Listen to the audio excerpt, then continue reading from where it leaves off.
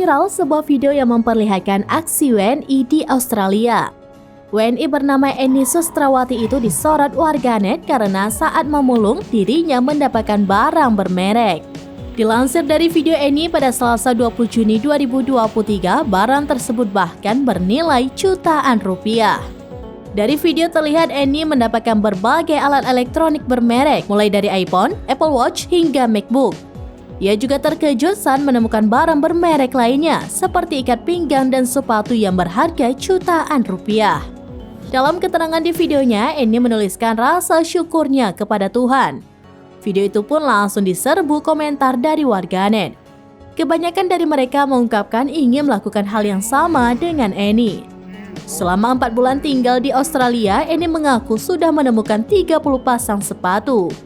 Ia juga menjelaskan selama mencari barang bekas harus berkeliling sekitar Australia.